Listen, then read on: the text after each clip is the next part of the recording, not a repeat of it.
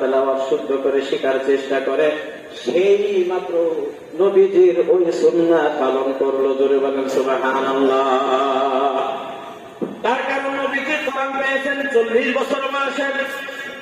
নবীজির উপরে কোরআন নাযিলের পরে দেখা গেল যে অনেক বয়স্ক সাহাবারা কোরআন তেলাওয়াত শিক্ষা গ্রহণ করেছে। সুতরাং এখন যদি কেউ বেশি বয়সে কোরআন তেলাওয়াত শিক্ষা করে, পারুক আর না পারুক, ওই বান্দা বান্দি নবীজির একটা সুন্নাত কায়েম করলো। কথা বলেন ঠিক কিনা?